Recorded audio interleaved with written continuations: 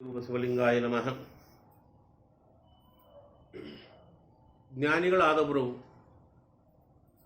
ಎಂಥ ಒಬ್ಬ ಅಜ್ಞಾನಿ ಮನುಷ್ಯನಾಗಲಿ ಪಾಪಿಯಾಗಲಿ ಅವರ ಸನ್ನಿಧಾನಕ್ಕೆ ಹೋದರೆ ಕೇಳುಗರ ಮನಸ್ಥಿತಿಯನ್ನು ನೋಡಿಕೊಂಡು ಉಪದೇಶ ಮಾಡುತ್ತಾರೆ.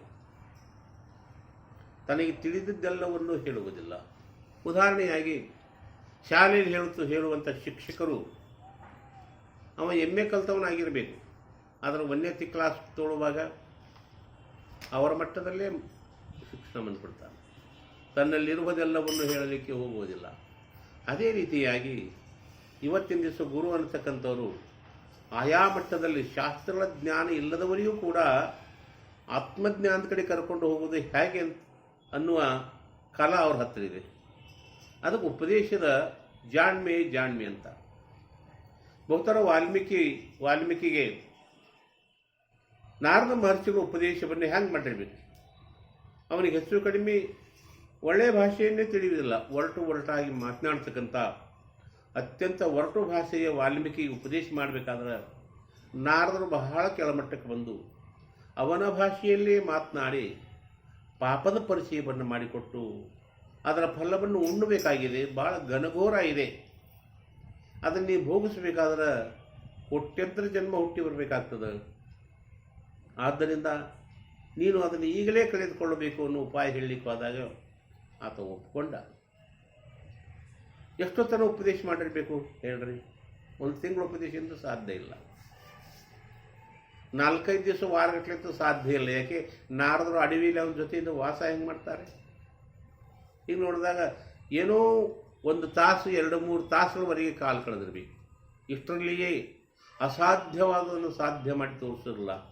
ಅದೇನಂತ ಕೇಳಿದ್ರೆ ಅತ್ಯಂತ ಕುಶಲೋಪದೇಶಕರಾಗಿರ್ತಕ್ಕಂಥ ನಾರದರ ಜಾಣ್ಮೆ.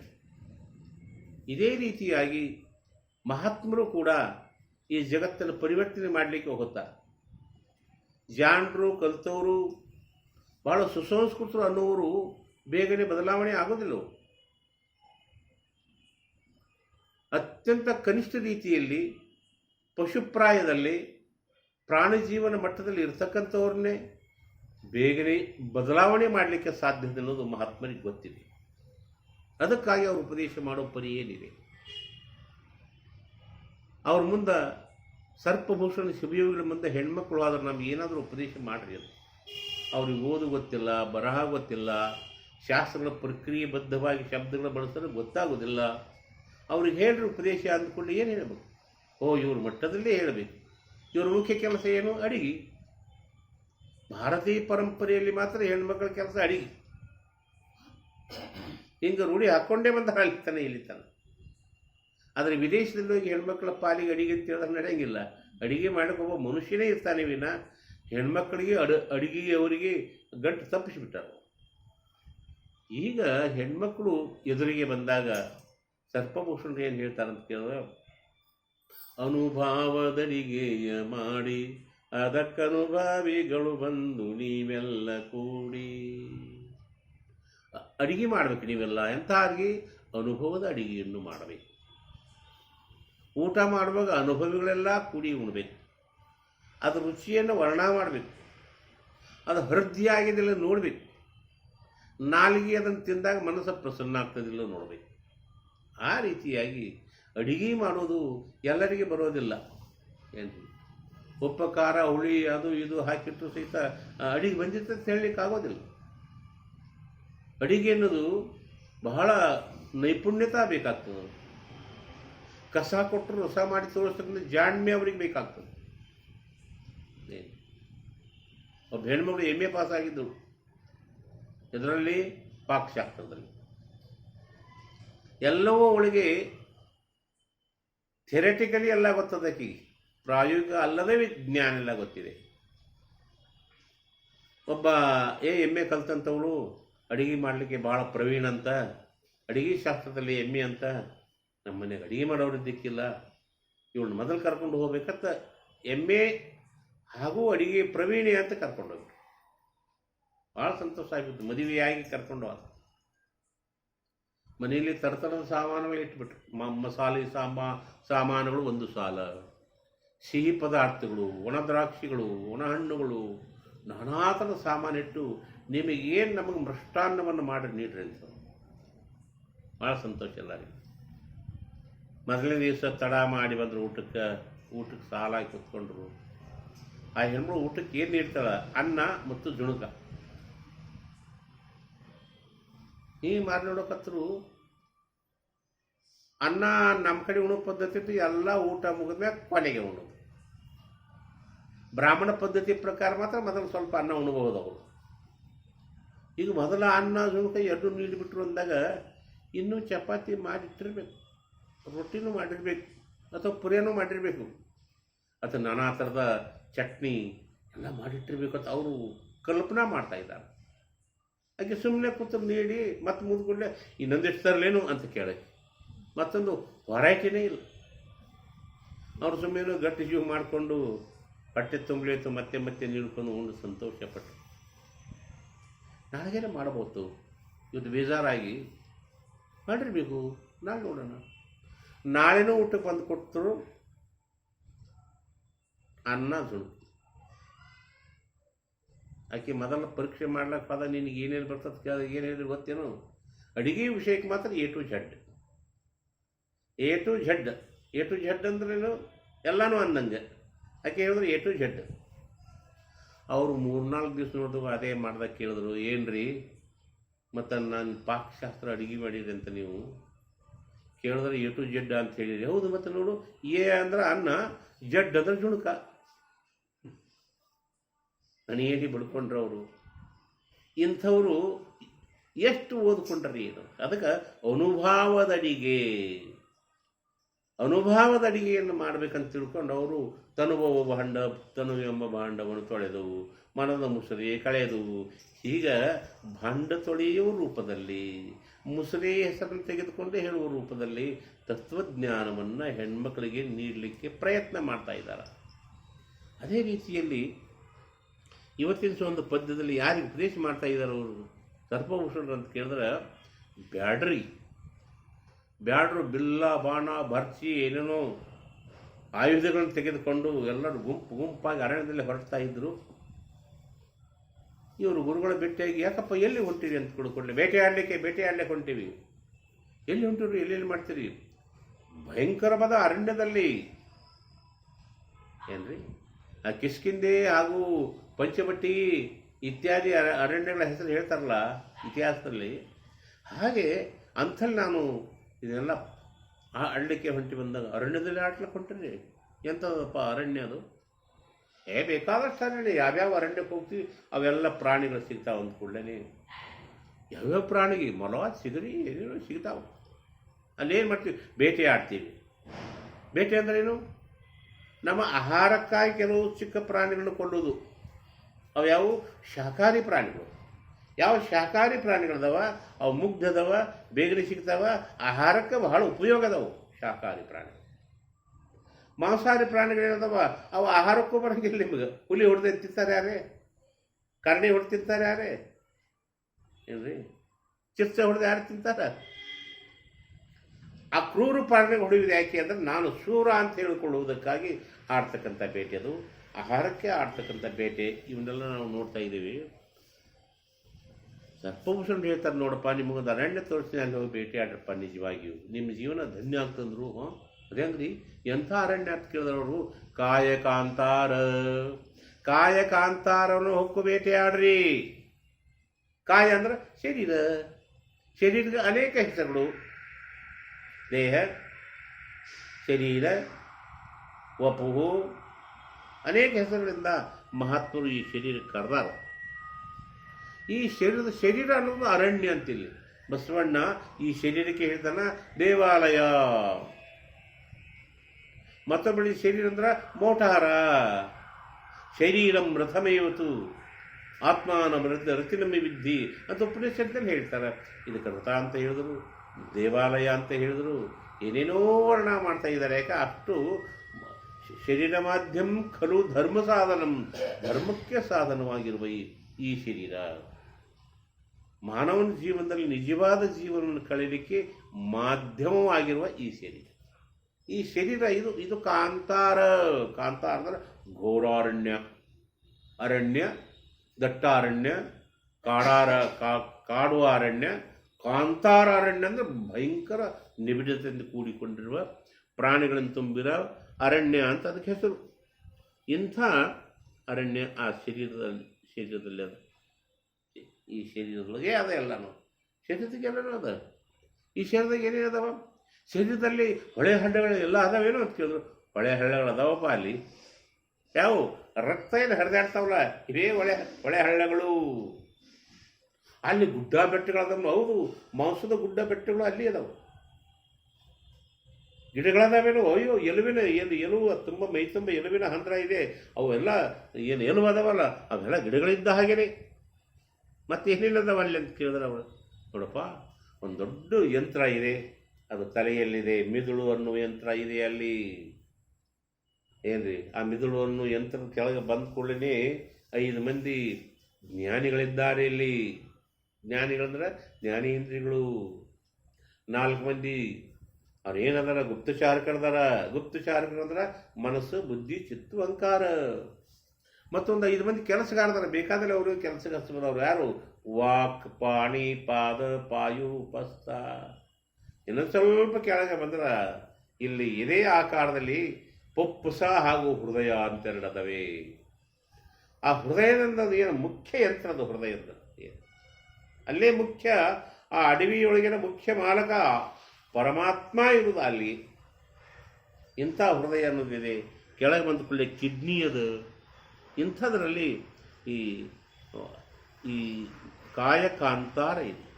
ಮತ್ತೇನಿರದವ? ಪಂಚಪ್ರಾಣಗಳದಾವಲ್ಲಿ, ಪಂಚ ವಾಯುಗಳದಾವ ಮತ್ತು ಅಂತಃಕರಣದವ. ಇವೆಲ್ಲ ಇರೋದಕ್ಕೆ ಏನಂತ ಅಂದ್ರೆ ಏನಂತ, ಇದು ಅರಣ್ಯದ ವರ್ಣ. ಬರೀ ಪ್ರಾಣಿಗಳದಲ್ಲ, ಇದು ಅರಣ್ಯದ ವರ್ಣ. ಇದು ಗಿಡ, ಗಂಟಿ, ಬೆಟ್ಟ, ಗುಡ್ಡ, ಸೂರ್ಯಚಂದ್ರ ಆದ್ರೆ ಅವು ಎಡಗಣ್ಣು ಬಲಗಣ್ಣು ಸೂರ್ಯಚಂದ್ರರು. ಇಂಥ ಅರಣ್ಯದೊಳಗೆ ಪ್ರಾಣಿಗಳು ಯಾವ್ಯಾವ ಅದಾವ? ಅವು ಪ್ರಾಣಿಗಳ ಹೆಸರು ಹೇಳೇನು? ಆ ಪ್ರಾಣಿಗಳು ಕೊಲ್ತೆ ಅಂದ್ರೆ 8 ಕ್ವಾಣದವು, ಭಾರಿ ಕ್ವಾಣಗಳು. ಯಾವುವು? ಅಷ್ಟಮದಗಳು. ಆ ಕ್ವಾಣದ ಹೆಸರೇ ಬೇಕಂದ್ರೆ ಕುಲದ ಮದ, ಕುಲದ ಕ್ವಾಣ, ಶ್ರೇಷ್ಠ ಜಾತಿವ. 2ನೇದ್ದು ರೂಪದ ಕ್ವಾಣ, ನನ್ನದು ಸುಂದರ ಯಾರು ಇಲ್ಲ ಅನ್ನೋ ಕ್ವಾಣ. ನಾನು ಭಾಳ ಭರ್ಪೂರಾಗಿರೋ ಯೌವನದ ಕ್ವಾಣ. ನನ್ನ ಬಲ್ಲಿ ಭಯಂಕರ ದುಡ್ಡು ಅದಾವ ಅನ್ನೋದ್ರ ಕ್ವಾಣ. ನಾನು ದೊಡ್ಡ ಅಧಿಕಾರಿ ಅಂತ ಕ್ವಾಣ. ನಾನು ದೊಡ್ಡ ತಪಸ್ವಿ ಅನ್ನೋ ಅಜ್ಞಾನಿಯ ಕ್ವಾಣ. ನಾನು ಹಿಟ್ಟಿನ ಬಿಡಂಗಿಲ್ಲ ಛಲವಾದಿ ಅನ್ನೋ ಛಲವಾದಿಯ ಕ್ವಾಣ. 8 ಥರದ ಕ್ವಾಣಗಳು ಇದರಲ್ಲಿ ಅದಾವ. ಮತ್ತು ಇನ್ನು ಈ ಶರೀರದಾಗ ಮತ್ತೇನದಾವ ಅಂದ್ರೆ 6 ಭಾರಿ ಶ್ರೇಷ್ಠ 6 ಹುಲಿಗಳದಾವ. ಹುಲಿಗಳು ಯಾವಂತ ಕೇಳಿದ? ಕಾಮ, ಕ್ರೋಧ, ಲೋಭ, ಮೋಹ, ಮದ, ಮತ್ಸರ ಅನ್ನೋ ಹುಲಿಗಳದಾವಿಲ್ಲಿ. ಅಷ್ಟೇ ಅಲ್ಲದೆ ಮತ್ತೇನದ ಅಂದ್ರೆ ಚಿಗರಿಗಳದಾವಂತಿಲ್ಲಿ. ಈಗಿದ್ರಲ್ಲಿ ಚಿಗರಿ ಯಾವ ಚಿಗರಿ ಅಂದರೆ ಚಪಲತೆ, ಮನಸ್ಸಿನ ಚಾಂಚಲತೆ ಅನ್ನೋದೇ ಚಿಗರಿ. ಮನಸ್ಸಿನ ಚಾಂಚಲತೆ. ಒಂದು ಜಾಗದಾಗ ಕುಂದ್ರೋದೇ ಇಲ್ಲ. ಚಿಗರಿ ನಿಂತ ಬರೀ ಒಂದೇ ಥರ ಕಣ್ಣು ನೋಡಿದ್ರೆ ಬರೀ ಗಿರಿಗಿರಿ ಕಣ್ಣು ತಿರ್ಸ್ಕೋ. ಅದು ಚಂಚಲ ಪ್ರವೃತ್ತಿ ಅಂತ. ಮನುಷ್ಯನ ಚಂಚಲ ಪ್ರವೃತ್ತಿ. ಒಂದು ದೃಢ ನಿರ್ಧಾರ ಅನ್ನೋದಿಲ್ಲ ಮನುಷ್ಯನ. ನಾವೇನೋ ಮಾಡ್ಬೇಕತ್ತೀವಿ, ಮತ್ತೆ ಯಾರು ತಲೆ ಕೆಡಿಸಿ ಅದನ್ನೇ ಕೊಡ್ತೇವೆ, ಅದು ಮಾಡೋ ಬಿಟ್ಟ ಅದು ಶುರು ಮಾಡಬೇಕು. ಯಾವ್ದು ಬಂದೇಳಿ ಇದನ್ನ ಯಾಕೆ ಮಾಡ್ತೇವೆ, ಮತ್ತೆ ಅದನ್ನು ಮಾಡೋ.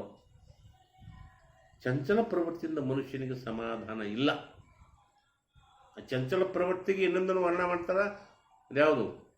ಮಂಗ. ಬರೀ ಚಂಚಲ ನೋಡಿ. ಇದಕ್ಕಿಂತ ಚಿಗರಿಗಿಂತ ಚಂಚಲ ಮಂಗ್ಯ ಅಂತ. ಹೊಳೆಯಾಗ ಕೂತಿತ್ತು, ಹೊಳೆ ದಂಡಿಗೆ ಹಿಂಗೊಂದು ಬುಟ್ಟಿ ಹೋಗ್ತಿತ್ತು. ಬುಟ್ಟಿ ಹಾಕೊತ್ತು ಹೋಗಿ ಅದು ಬುಟ್ಟಿ ತಿರ್ಕೊತ್ತ ಹೊಡ್ತು. ಏನೋ ಮಜಾದಾಗ ಹೊಣ್ತದು. ಸುಮ್ಮ ಹೋಗ್ಬೇಕಿಲ್ಲ, ಸುಮ್ಮ ಯಾಕಡೆ ಹೋಗ್ಬೇಕಿಲ್ಲ. ಮತ್ತೊಂದು ಬುಟ್ಟಿ ಹೊತ್ತು, ಮತ್ತೊಂದು ಬುಟ್ಟಿನ ಹಬ್ಬಕ್ಕೆ ಹಾಕೋದು ಒಂದು ಹಿಡಿದೆ. ಅದರ ಒಂದು ಕಾಲು ಹಿಡ್ಬೇಕು ಬತ್ತು ಬುದ್ಧಿ. ಅದರಾಗ ಒಂದು ಕಾಲು ಸುಮ್ಮ ಕುಂದಿರ್ಬೇಕಿಲ್ಲ, ಇದ್ದು ಜಾಗ ಹಿಡ್ಕು. ಅದರಾಗ ಒಂದು ಕಾಲು ಹಿಡ್ಬೇಕು ತೊಗೊಂಡು ಅದರಾಗ ಒಂದು ಕಾಲು ಹಿಡಕೊತ್ತು. ಒಂದು ಕಾಲ ಕಡೆ ಇಟ್ಕೊಂಡು ಬುಟ್ಟಿ ಆ ಕಡೆ ಚಪ್ಕೊಂಡು ಹೋದ. ಆ ಬುಟ್ಟಿನಿಲ್ಲ ಈ ಬುಟ್ಟಿನಿಲ್ಲ, ಮಂಗ ಬಿದ್ದು ಬಿಡ್ತು ಅನ್ನುವಂತೆ ಈ ಚಂಚಲ ಪ್ರವೃತ್ತಿಯಿಂದ ಮನುಷ್ಯನು ಯಾವುದನ್ನೋ ನಿರ್ದೇಶನ ಪಾದಂಗೆ ಮಾಡೋದು, ಮತ್ತೊಬ್ಬರು ಯಾರೋ ವಿಚಾರಗಳನ್ನ ಅದನ್ನು ಬಿಟ್ಟು ಮತ್ತೊಂದು ಕಡೆ ಹೋಗೋದು. ಈ ಚಂಚಲ ಇದನ್ನು ಏನಾಗ್ಬಿಟ್ಟದ ಅಂತ ಕೇಳಿದ್ರೆ ಮನುಷ್ಯನಿಗೆ ದೃಢವಾದ ಇದು ಇಲ್ದಂಗೆ ಆಗಿಬಿಟ್ಟದ. ಇಂಥಲ್ಲಿ ಎಲ್ಲ ಪ್ರಾಣಿಗಳಿಗೂ ಒಂದೊಂದು ಹೇಳ್ತಕ್ಕಂಥ ಒಂದು ಹಾಡನ್ನು ಹೇಳ್ತಾರವರು. ಕೋಪವೆಂಬುದೊಂದು ಹಿರಿಯ ಹುಲಿಯುಂಟು. ಈ ಘೋರಾರಣ್ಯದಲ್ಲಿ ಒಂದು ದೊಡ್ಡ ಹುಲಿ ಇರುತ್ತೆ, ಅದು ಕೋಪ ಅಂತಕ್ಕಂಥ ಹುಲಿ. ಇದು ಆ ಹುಲಿ ಮುಂದೆ ಯಾರು ನಿಲ್ತಾರೆ? ಯಾರು ನಿಲ್ಲೋದಿಲ್ಲ. ಹುಲಿಯನ್ನು ಕೊಲ್ಲಕ್ಕೆ ಹೋಗಬೇಕಾದ್ರೂ ಅದರ ಹಿಂದಿನಿಂದ ಹೊಡಿತಾರೆ, ಎದುರಿಗೆ ಯಾರು ಹೋಗೋದು. ಹುಲಿ ಹಾಗೂ ಸಿಂಹಗಳು ಇಷ್ಟು ಆರ್ಭಟಿಸ್ತಾ ಇದ್ದಾವೆ, ಯಾರ ಒಂದು ತಡೆಯಂಗಿಲ್ಲ ಮುಂದೆ. ಯಾಕಂದ್ರೆ ಹುಲಿ ಅದು. ಹಾಗೆ ಇರುವ ಒಳಗೊಂದು ಹುಲಿ ಯಾವುದಂತ ಕೇಳಿದ್ರೆ ಕೋಪವೆಂಬ ಹುಲಿ. ಕೋಪ, ಸಿಟ್ಟು. ಸಿಟ್ಟು ಮನುಷ್ಯನಿಗೆ ಯಾರಲ್ಲಿ ಆದರೂ ಇದೆ, ಮನುಷ್ಯನಲ್ಲಿ ಅಷ್ಟೇ ಅಲ್ಲ, ಪ್ರಾಣಿಗಳ ಬಳಿನೂ ಅದೇ. ಯಾವ ಪ್ರಾಣಿಗಳು ಸಿಟ್ಟಿಲ್ಲ ಹೇಳ್ರಿ? ಯಾವುದು ಸಿಟ್ಟಿಲ್ಲ? ಈ ಸಿಟ್ಟು ಪರಮಾತ್ಮ ಯಾಕೆ ಕೊಟ್ಟಾನ ಅಂತ ಕೇಳಿದ್ರೆ ನಿಮ್ಮನ್ನು ನೀವು ರಕ್ಷಿಸಿಕೊಳ್ಳಲಿಕ್ಕೆ. ಒಂದು ಕಡ್ಡಿ ಪೆಟ್ಟಿಗೆ ಅದ, ಇದು ಎರಡಕ್ಕೂ ಬರ್ತದೆ. ಮನ್ಯಾಗ ದೀಪ ಹಚ್ಕೊಳ್ಳಿಕ್ಕೂ ಬರ್ತದೆ, ಒಲೆ ಕಟ್ಟಿಗೆ ಹಚ್ಚಿ ಉರಿದು ಅಡುಗೆ ಮಾಡ್ಕೊಳ್ಳೋಕ್ಕೂ ಬರ್ತದೆ. ಇದು ದುರ್ಬುದ್ಧಿ ಹೊತ್ತ ಒಬ್ಬರು ಮನೆ ಬೆಂಕಿ ಹಚ್ಚಿ ಸುಟ್ಟು ಹಾಳು ಮಾಡೋಕ್ಕೂ ಬರ್ತದೆ. ಕಡ್ಡಿ ಪೆಟ್ಟಿಗೆ ಇದೆ, ಬೆಂಕಿ ಇದೆ, ಅದನ್ನು ಯಾವ ರೀತಿ ಉಪಯೋಗ ಮಾಡಿಕೊಳ್ಳಬೇಕು ಅನ್ನೋ ಜ್ಞಾನ ಬೇಕಾಗ್ತದೆ. ಅದೇ ರೀತಿಯಿಂದ ಈ ಸಿಟ್ಟನ್ನು ಮನುಷ್ಯ ಸರಿಯಾದ ಸ್ಥಾನದಲ್ಲಿ ಬಳಸ್ಕೊಳ್ಳಿ ಅಂತ ಪರಮಾತ್ಮ ಕೊಟ್ಟ. ಸರಿಯಾದ ಸ್ಥಾನ ಅಂದ್ರೆ ಏನು? ಸುಮ್ಮನೆ ಯಾರಾದ್ರೂ ಅಕ್ರಮ ಮಾಡಕ್ಕೆ ಬಂದ್ರೆ ಅದರ ಪ್ರತಿಭಟನೆ ಮಾಡಬೇಕಿಲ್ಲ. ನೀವು ಹೊಂಟಿದ್ರೆ ನಿಮ್ಮ ಮ್ಯಾಗ ಒಂದು 3-4 ಮಂದಿ ಬೀಳಾಕ್ ಬಂದ್ರೆ ಅವ್ರು ತೆಗಿಬೇಕಿಲ್ಲ, ಅವ್ರಿಗೆ ಶಿಫ್ಟ್ ಬೇಕಿಲ್ಲ. ಶಾಂತಿ, ಪರಮಶಾಂತಿ, ಶಾಂತಿ ಶಾಂತಿ ಶಾಂತಿ ಇದರ ಅರ್ಥ ಏನು? ದಬ್ಬಾಳಿಕೆಯನ್ನು ಸಹಿಸಿಕೊಳ್ಬೇಕಂತಂದ್ರೆ ಅರ್ಥ ಅಲ್ಲ. ಶಿಟ್ಟಿಯಲು ಸಮಯ ಬಂದರೂ ಸಹಿತ ಅದನ್ನು ಸಹಿಸಿಕೊಳ್ಳೋದಕ್ಕೆ ಶಾಂತಿ. ಸಮಯ ಬತ್ತು ಅಂದ್ರೆ ಅದರಿಂದ ಆಘಾತ ಆಗೋದು ಕಾಣ್ತು ಅಂದ್ರೆ ಸಹಿಸಿಕೊಳ್ಬೇಕು, ಅದು ಶಾಂತಿ. ಒಬ್ಬ ಗುರುವಿನಲ್ಲಿ ಒಂದು ಹಾವು ಹೋಗಿತ್ತ ದೀಕ್ಷಾ ಮಾಡಂತ. ಏನಪ್ಪ ಎಲ್ಲರೂ ಬುಸ್ಸತ್ ಮಾಡೋ ಕಡ್ಯಾ ನೀನು ದೀಕ್ಷಾ ತಗೊಂಡು ಏನು ಮಾಡ್ತೇವೆ ಮಳ್ಳ ಬೇಡ ಅಂತ. ಮತ್ತೇನು ಮಾಡ್ರಿ, ಒಟ್ಟು ಯಾರಿಗೆ ಬುಸ್ ಬೇಡ, ಕಡಿಬೇಡ, ಶಾಂತ ರೀತಿಯಿಂದ ಇರಬೇಕಪ್ಪ ಅಂತ ಗುರುಗಳೇ ಹೇಳಿದ್ರು. ದೀಕ್ಷೆ ಕೊಟ್ಟು ಹಾವು ಹೊರಗಡೆ ತನ್ನ ಜೀವನ ಬದುಕನ್ನು ಮಾಡುವಾಗ ಯಾರು ಬೇಕಾದವ್ರು ಬಂದು ಹಿಂಗೆ ಹಿಡಿಯಾಕತ್ತರು ಸುಮ್ಮ ಬಿತ್ತು ಹಾಕಿ ಬಿದ್ದಂಗ. ಬಸ್ ಇಲ್ಲ, ಪಾಸ್ ಇಲ್ಲ. ಯಾಕೆ? ಗುರುಗಳ ದೀಕ್ಷಾ. ಅದು ಹುಡುಗರು ಬಾರ್ಕೊಂಡು ಆಡ್ದಂಗೆ ಆಡಕತ್ತು, ದಂತ ಕೊಳ್ಳಿ ಕತ್ತು, ಎಳೆದಾಡಕತ್ತು, ಸಾಯೋ ಸ್ಥಿತಿ ಗೊತ್ತು. ಗುರುಗಳ ಇದೇನು ದೀಕ್ಷಾ, ನಾನು ಸಹಾಯಕ್ಕೆ ದಿಕ್ತೀನಿ ಅದು. ಆ ಗುರುಗಳು ಹಂಗಲ್ಲಪ್ಪ. ಸಿಟ್ಟು ಆಘಾತಕಾರಿ. ಮನೆಗಳಿನ ಸಿಟ್ಟು ತನ್ನ ಮನೆಯ ಸುಟ್ಟಲ್ಲದೆ ನೆರೆಮನೆ ಸುಡುವುದೇ. ನಮ್ಮ ಮನೆಯಾಗ ಬೆಂಕಿ ಎತ್ತ ನಮ್ಮ ಮನೆ ಸುಡ್ತದೆ ಬೇಡ, ನೆರೆಮನೆಗೆ ಏನೂ ಆಗೋದಿಲ್ಲ. ಹಾಗೆ ನಾವು ಭಯಂಕರ ಸಿಟ್ಟಿಗೆ ಬಿಟ್ಟೇವಂದ್ರೆ ನಮ್ಮ ಆತ್ಮಶಾಂತಿಗೆ ಧಕ್ಕೆ ಬರ್ತದೆ. ಅದಕ್ಕೆ ಶಾಂತಿಯಾಗಿರಬೇಕು. ನೀನು ನಿನ್ನನ್ನು ರಕ್ಷಿಸಿಕೊಳ್ಳಲಿಕ್ಕೆ ಸಿಟ್ಟಿಗೆದ್ದಂಗೆ ಮಾಡಬೇಕು, ಬುಸ್ ಅನ್ಬೇಕು ನೋಡಿ ಏನಂತೇಳಿ. ಆವಾಗ ಹಾವು ಬುಸ್ ಮಾಡಕ್ಕೆ ಶುರು ಮಾಡ. ಈ ಕೆಲವ್ರ ಮನೆಗೆ ಎಲ್ಲರೂ ಹೋಗಿ ಕುಂದಿರ್ತಾರ. ಯಾಕೆ? ಆ ಮನೆಯವ್ರು ಯಾರಿಗೆ ಏನು ಅನ್ನೋದಿಲ್ಲ. ಬಂದವ್ರಿಗೆಲ್ಲ ಬರ್ರಿ, ಬಂದವ್ರಿಗೆಲ್ಲ ಬರ್ರಿ, ಬಂದವ್ರಿಗೆಲ್ಲ ಬರ್ರಿ ಅನ್ನೋ ಎಲ್ಲ ಮಂದಿ ಬಂದು ಅಡುಗೆ ಮನೆಗೆ ಕುಡಿಸ್ತಾರೆ. ಆ ಮನೆ ಮಾಲಕ ಯಾರು ನೀವು? ಯಾಕೆ ಬಂದ್ರಿ? ಏನು ಕೆಲಸ ನಿಮ್ಮದು? ಹಾಂ, ಯಾಕೆ ಬಂದಿ? ಅಪರಿಚಿತ ಮೇಲೆ ಹಿಂಗೆ ಬೆದರಿಸ್ಬಿಡ್ಲಿ, ಬೇಡ ಮರ ಅಲ್ಲಿ ಹೋಗೋದು, ಅಲ್ಲಿ ಬೈತಾರ ಅವ್ರು ವಾಸ್ಕೊಳ್ಳೆ. ಯಾರು ಒಂದು ಮನೆಯ ಗೌರವ ಕಾಯೋದಕ್ಕೆ ಎಷ್ಟು ಬೇಕಷ್ಟು ಇಟ್ಕೊಂಡಾರೋ ಅವ್ರ ಮನೆಗೆ ಇತರರು ಯಾರೋ ಹೋಗೋದಿಲ್ಲ. ಇಲ್ಲ ಅಂದರೆ ಏನಾಗ್ತದೆ? ಅದಕ್ಕಾಗಿ ಶಾಂತಿ ಅಂತಕ್ಕಂಥದ್ದು ಸಹನೆ ಬೇಕಾಗ್ತದದು. ಆ ಶಾಂತಿಯನ್ನು ಸಹಿಸ್ಕೊಳ್ಬೇಕು. ಸಿಟ್ಟು ಯಾವಾಗಲೇ ಆಗದೆ ಕೆಳಮುಖವಾಗಿ ಧಾವಿಸ್ತಾ ಇರ್ತದೆ. ನೀರು ಯಾಕಡೆ ಇರ್ತದೆ? ಕೆಳಗೆ. ಅದು ಕೆಳಗಿನಿಂದ ಮ್ಯಾಲೆ ನೀರು ಎಂದೂ ಹರಿಯುವುದಿಲ್ಲ.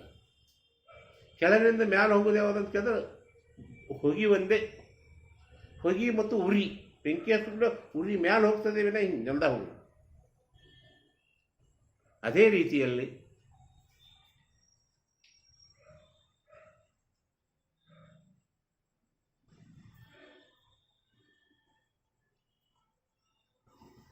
ಬೆಂಕಿ ಹಾಗೂ ಹೊಗೆ ಮೇಲ್ಮುಖನೇ ಅವುಗಳ ಪ್ರಯಾಣ ಇದೆ.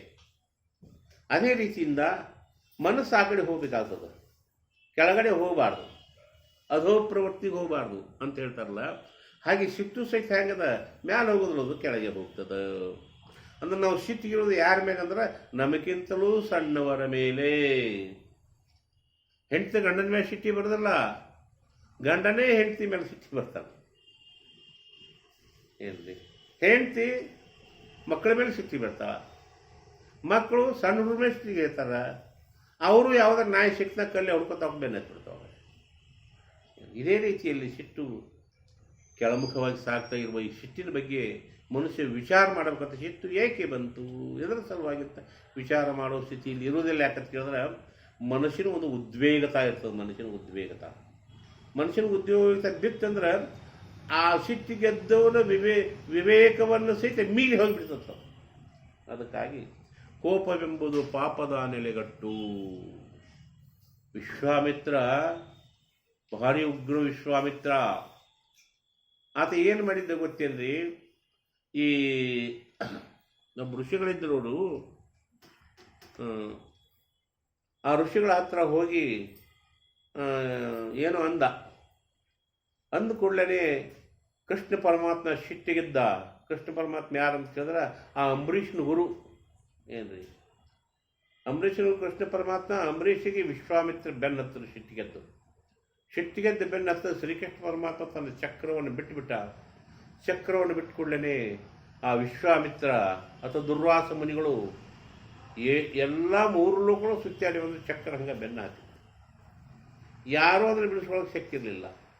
ಕೊನೆಗೆ ಅಂಬರೀಷನಿಗೆ ಬಂದು ಶರಣಾಗತಿ ಅದ, ನನ್ನ ಉಳಿಸಪ್ಪ ನೀವು ಅಂದಾಗ, ನೀನು ಸಿಟ್ಟನ್ನು ಬಿಡು ಅವಾಗ ಉಳಿಸ್ತೀನಿ ಅಂತ ಹೇಳಿದ. ಸಿಟ್ಟನ್ನು ಬಿಟ್ಟಾಗ ಆ ಚಕ್ರ ಹೊಳ್ಳಿ ಹೋತು ಉದಾಹರಣೆ ಹೇಳ್ತಾರೆ. ಇದೇ ರೀತಿಯಿಂದ ಮಾನವನು ಯಾವಾಗಲೂ ತನ್ನ ಸಿಟ್ಟನ್ನು ಗೆದಿಯಬೇಕಾದದ್ದು ಭಾಳ ಮುಖ್ಯ ಕರ್ತವ್ಯ ಆಗಿದೆ ಅನ್ನೋದನ್ನು ತಿಳ್ಕೊಬೇಕು. ಎರಡನೇದಾಗಿ ಹೇಳ್ತಾರೆ, ನಮ್ಮ ಶರೀರದಲ್ಲಿ ಈ ಹುಲಿ ಅಲ್ಲ, ಈ ಹುಲಿನ ಕೊಲ್ರಪ್ಪ ಬೇಟೆಯಾಡವ್ರೆ, ನೀವೇನು ಮಾಡಿರಿ, ಹೊರಗಿನ ಮನ ಹೊಡೆದೆ, ಸಿಗಡಿ ಹೊಡೆದೆ, ಇದನ್ನು ಮಾಡಕ್ಕೆ ಹೊಂಟ್ರಿ. ಈ ಒಳಗಿನ ಹುಲಿ ಹೊಡಿಬೇಕಾದ್ರೆ ಅದರಲ್ಲಿ ಹೊಡಿಬೇಕು ಗೊತ್ತೇನು, ವಿಚಾರದ್ವಾರ ಹೊಡಿಬೇಕದು. ಈ ಬಾಣಕ್ಕೆ ಹೊಡೆಯುವುದಲ್ಲದು. ಏನು ವಿಚಾರದ್ವಾರ ಅಂತ ಕೇಳಿದ್ರೆ, ಭಕ್ತಿ ಎಂಬುದೇ ಒಂದು ಬಿಲ್ಲು, ಅದಕ್ಕೊಂದು ದಾರ ಕಟ್ಟಬೇಕು. ಆ ದಾರ ಎಂಬುದು ವೈರಾಗ್ಯವೆಂಬುದೇ ದಾರ. ಅದಕ್ಕೆ ಬಾಣ ಹೊಡ್ಬೇಕು ಯಾವುದು, ವಿವೇಕ ಎಂಬುದು ಬಾಣ ಇಟ್ಟು ಹೊಡೆದು ಬಿಟ್ರೆ ಆ ಹುಲಿ ಸತ್ತು ಹೋಗ್ತದೆ. ಅಂದ್ರೆ ಅದಕ್ಕೆ ಭಕ್ತಿ ಬೇಕು, ವೈರಾಗ್ಯ ಬೇಕು, ವಿಚಾರ ಬೇಕು. ಇವು 3 ವಿಚಾರದ ಪರಿಣಾಮವಾಗಿ ಏನಾಗ್ತದೆ, ಶಿಫ್ಟ್ ಅನ್ನೋದು ಹತೋಟಿಗೆ ಬರ್ತದೆ ಅಂತ ಅವ್ರು ಹೇಳ್ತಾರೆ. ಎರಡನೇದು ಪಾಪವೆಂಬ ಹಂದಿಯು ಒಳಗೆ ಉಂಟು. ನಮ್ಮೊಳಗೆ ಏನವ ಪಾಪವೆಂಬ ಹಂದಿಗಳದವು. ಯಾವ ಹಿಂದಿನ ಜನ್ಮದಲ್ಲಿ ಮಾಡೀವಿ, ಆ ಪಾಪದ ಫಲ ಭೋಗಿಸ್ಲಿಕ್ಕಾಗಿಲ್ಲ, ಇನ್ನೂ ಹಂಗೆ ಕುತ್ಕೊಂಡವ. ಅಂಥ ಪಾಪದ ಹಂದಿಗಳು ಒಳಗೆ ಕುತ್ಕೊಂಡು ಏನು ಮಾಡ್ಯಾವ, ಅವು ಹಂದಿ ಏನು ಮಾಡವು, ನಮ್ಮನ್ನು ಕರ್ಕೊಂಡು ರೊಜ್ಜಿ ಕರ್ಕೊಂಡು ಹೋಗ್ಬಿಡು. ಹೊಲಸು ರೊಜ್ಜಿನ ಹೋಗಿ ಬಿದ್ದು ಒದ್ದಾಡ್ಬೇಕು. ಯಾಕೆ, ಪಾಪನೇ ನಾವು ಮಾಡೀವಿ, ಅವ್ರು ನಮ್ಮ ಗುಣದವು ನಮ್ಮನ್ನು ಕೆಸರಿ ಕರ್ಕೊಂಡು ಹೋಗ್ತಾವೆ. ಆದ್ದರಿಂದ ಆ ಹಂದಿಯನ್ನು ಕೂಡ ನಾವು ಕೊಡಬೇಕು ನಿಜವಾಗಿಯೂ. ಇದೇ ರೀತಿಯಾಗಿ ಅವ್ರು ಮುಂದೆ ಹೇಳ್ತಾರೆ,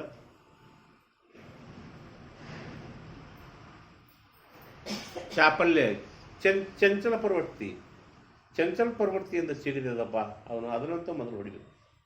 ಅಂದ್ರೆ ಇದರ ಅರ್ಥ ಏನು, ನಮಗೆ ಯೋಗ ಮಾಡಬೇಕಾಗಿರೋದು ತಿಳ್ಕೋರಿ. ಯೋಗ ಮಾಡಬೇಕಾದ್ರೆ ಏನು ಬೇಕು, ಯೋಗಶ್ಚಿತ್ತ ವೃತ್ತಿ ನಿರೋಧ, ಪರಮಾತ್ಮ ಕಡೆ ನಿರಂತರವಾಗಿ ನಮ್ಮ ಮನಸ್ಸು ಹರಿಬೇಕು. ಅಂದ್ರೆ ನಾವು ಎಲ್ಲಿ ಹೋಗ್ಬೇಕು ಮಾಡಿ ನಮ್ಮ ಮನಸ್ಸು ಹರಿತಿದ್ದಿಲ್ಲ. ಹಾಗೆ ನಾವು ದೇವರ ಕಡೆ ಹೊಂಟವರ ಆ ಕಡೆ ಮನಸ್ಸನ್ನು ಸಾತತ್ಯವಾಗಿ ನಿರಂತರವಾಗಿ ಹರಿಲಿಕ್ಕೆ ಬಿಡಬೇಕು. ಯೋಗಶ್ಚಿತ್ತ ವೃತ್ತಿ ನಿರೋಧ ಅಂತ ಪತಂಜಲಿ ಋಷಿಗಳು ಹೇಳ್ತಾ ಇದ್ದಾರೆ. ಧ್ಯಾನ ಮಾಡ್ತಕ್ಕಂಥವ್ರು ಹೆಂಗಿರಬೇಕು, ತಮ್ಮ ಚಿತ್ತವನ್ನು ಇತರ ಕಡೆ ಹೋಗಲಾರ್ದಂಗೆ ನಿರೋಧ ಮಾಡಿ ಕೇವಲ ಒಂದೇ ಕಡೆ ಹರಿಸ್ಬೇಕು ನಾವು. ಅವಾಗ ಧ್ಯಾನ ಆಗಲಿಕ್ಕೆ ಸಾಧ್ಯದ. ಆದರೆ ಚಂಚಲತೆ ಬರ್ತಲ್ಲ, ಏನು ಮಾಡಬೇಕು, ಚಂಚಲತೆ ಏನ್ರಿ. ಒಬ್ಬ ಶಿಷ್ಯ ಗುರುಗಳಿಗೆ ಹೋಗಿ ಕೇಳಿದ, ಗುರುಗಳೇ ಧ್ಯಾನ ಕುಂದ್ರದ ಅಟ್ಟೆ ತಡ ಯಾವ್ಯಾವ ಬಂದು ವಿಚಾರ ಮುಗಿಬಿಡ್ತಾವೆ, ಏನು ಮಾಡಬೇಕು, ಸಾಲ ಯಾವಾಗ ಮುಟ್ಟಬೇಕು ಅನ್ನೋದರೇ ಬರ್ತದೆ, ಇನ್ನೊಬ್ಬರು ವೈರಿ ನಮಗೆ ಕಾಡ್ತಾರೆ ಅನ್ನೋದರೇ ಬರ್ತದೆ, ಮಕ್ಕಳ ಜಗಳರೇ ಬರ್ತದೆ, ಧ್ಯಾನ ಕೂತ್ಕೊಳ್ಳಿ ಇವೇ ಧುತ್ತಕ್ಕೆ ನಿಲ್ತ ಏನು ಮಾಡಬೇಕು ಅವ್ರು ಮರಿಬೇಕು ಅಂದರು. ಹೆಂಗೆ ಮರಿಬೇಕು ರೀ ಅಂದ. ನೋಡಪ್ಪ, ಮೊದಲ ಮಂಗ್ಯನ ನೆನಪು ಮಾಡ್ಕೊ, ಮಂಗ್ಯನ ನೆನಪು ಮಾಡ್ಕೊಂಡು ಮಂಗ್ಯನ ಮರಿ ಅಂದ್ರೆ ಧ್ಯಾನ ಅಂತ ಹೇಳಿ. ಇಲ್ಲದ ಮಂಗ್ಯನ ನೆನಪು ಮಾಡ್ಕೋಬೇಕು.